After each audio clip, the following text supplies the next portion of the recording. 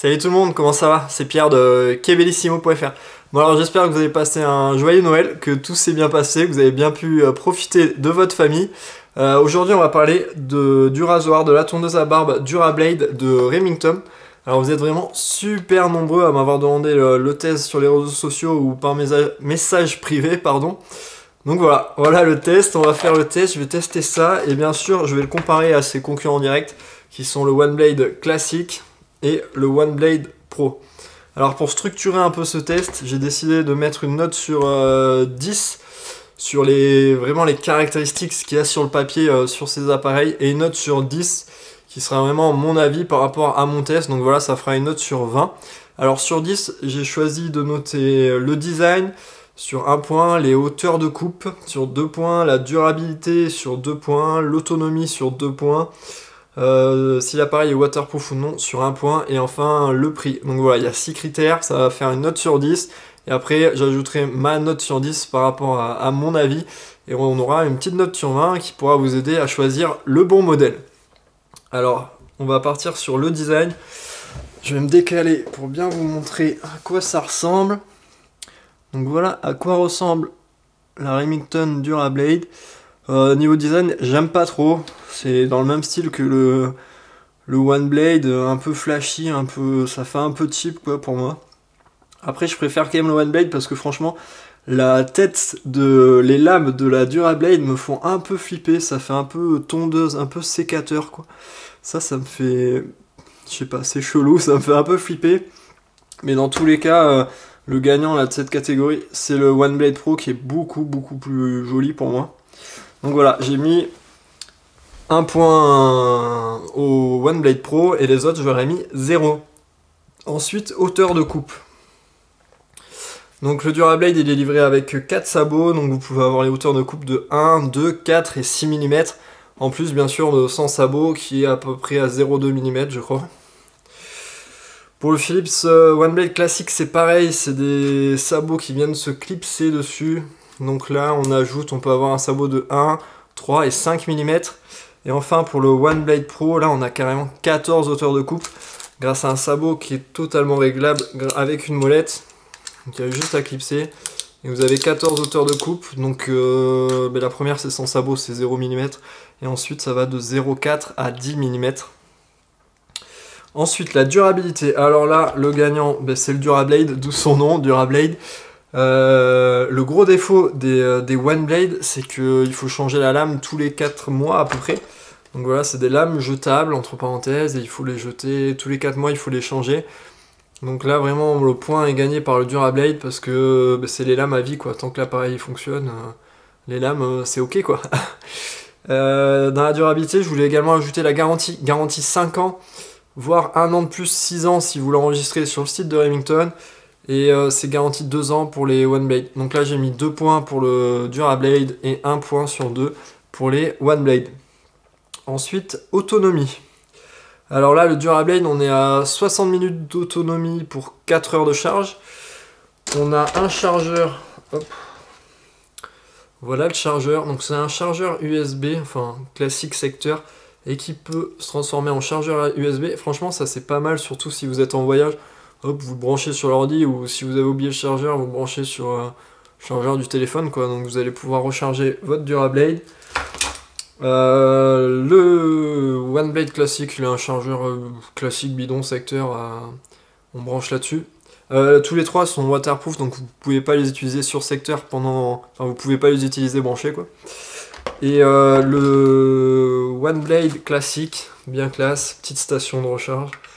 Hop, on vient le poser dessus, et puis voilà. Donc là, par rapport à l'autonomie, c'est le OneBlade Pro qui gagne 2 points, et j'ai mis 1 point aux 2 autres. J'ai pas terminé, j'ai pas parlé. Le mec s'embrouille déjà. Ouais, c'était 60 minutes d'autonomie, 4 heures de charge. La même chose pour le OneBlade classique, et là on est sur 90 minutes d'autonomie pour 1 heure de charge. Ensuite, ils sont tous les 3 waterproof, comme je vous l'ai dit, donc 1 point pour tous les 3. Et ensuite, au niveau du prix, alors on a le Durablade, il est à 49,99 €. Le classique, il est à 44,99 € avec 2 lames, donc vous pouvez déjà tenir quasiment 1 an. Et le Pro, il est à 59,99 avec une seule lame. Donc là, j'ai pas... Le prix des lames, c'est 10 euros à peu près. C'est 10 euros pour les One Blade. Je crois que c'est 14 euros une lame. Et si vous en prenez deux, c'est 20 euros. Donc voilà, ça fait 10 euros par lame. J'ai pas... Dans ma notation, voilà, je cherchais le mot. J'ai pas repris en compte le coût des lames parce que je l'avais déjà pris en compte dans la durabilité. Donc là, j'ai fait simple, j'ai mis 2 points au moins cher. Le One Blade classique, 1 point au Durablade et 0 point au Pro, vu que c'est le plus cher. Mais bon, c'est celui qui offre le plus de caractéristiques intéressantes. Donc on est à 6 sur 10 pour le Durablade, 6 sur 10 pour le One Blade classique, et on est à 8 sur 10 pour le Pro. Donc voilà, on part dans ma salle de bain, on va tester tout ça, et puis je vous donne une autre note sur 10 pour savoir quel est le meilleur. Allez, c'est parti, à tout de suite. Bon, c'est parti pour le test. Alors, j'ai pris le Durablade et le One Blade Pro. Vu que c'est les mêmes lames sur le One Blade classique, on va pouvoir comparer exactement les deux de la même façon. Juste, vous en doutez bien, j'ai pas un temps illimité pour faire les vidéos. Je vous dis ça parce que en fait, juste après, je vais enchaîner sur une seconde vidéo où je vais tester les produits de rasage de la marque Lame et Tradition. Et donc, en fait, il me faut assez de barbe pour me raser et également tester leurs produits. Donc, en fait, je vais faire une bande à blanc là, ici.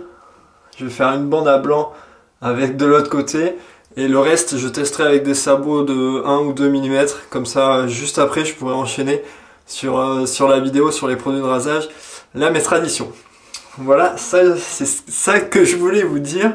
Un peu de mal à articuler. Alors déjà, niveau prise en main, ça a l'air d'être à peu près le même poids. Il est peut-être un poil plus lourd le One Blade Pro, mais c'est vraiment minime.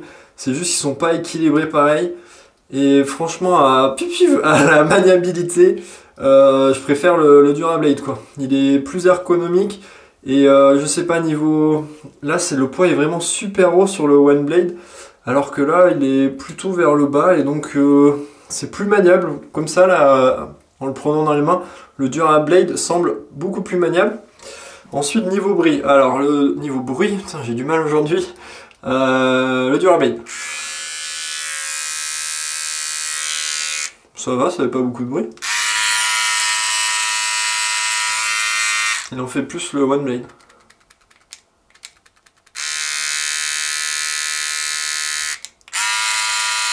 Ouais, c'est minime, il fait un peu plus de bruit. Le One Blade, allez, on va tester ça. Je vais faire une bande ici avec le Durablade.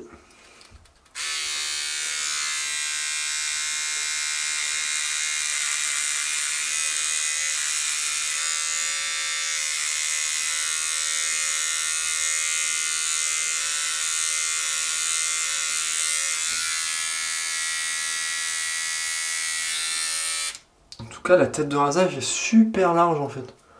Ça prend vraiment super large. Ça, je m'en étais pas rendu compte non plus. Bon, il y a un peu de poil partout, mais elle est bien plus large quoi. Enfin, bien plus large. Si, il y a 20% de plus. Hein. Donc ça va plus vite pour se raser vu qu'elle est plus large. Avec le One Blade Pro.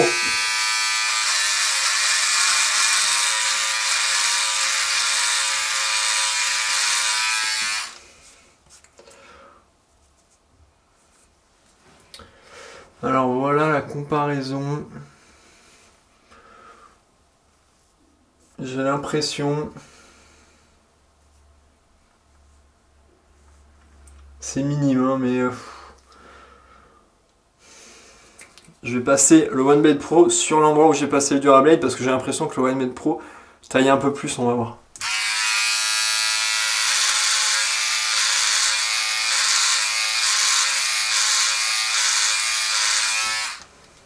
Ouais, carrément. Donc voilà. On est rasé quand même de plus près avec le One Blade Pro. D'ailleurs, c'est donné par Hamilton, c'est 0,2 mm. Alors franchement, avec le One Blade, on est quasiment rasé vraiment de près. Hein. C'est juste quelques microns. Donc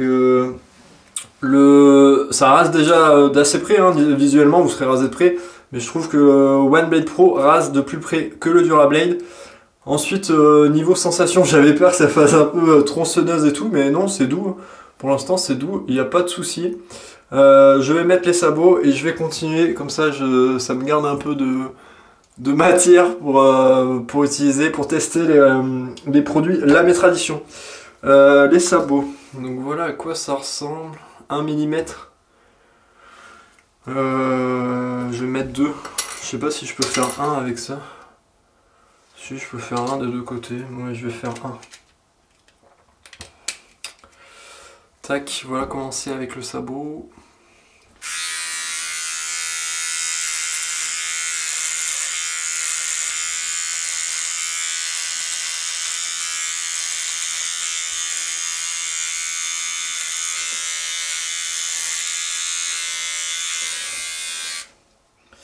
Ouais, 2, il n'y a rien à tondre si je mets à 2.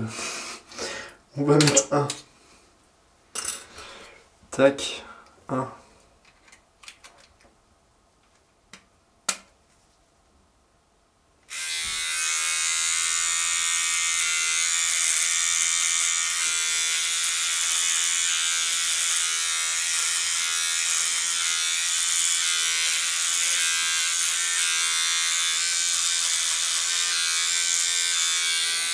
Je trouve pas ça super efficace, en plus ça accroche un peu.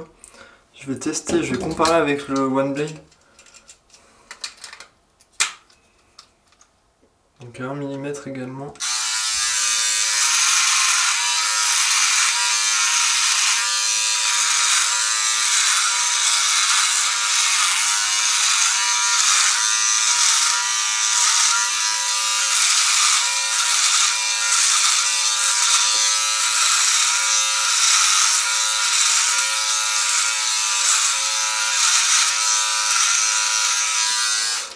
Non ouais, rien à voir.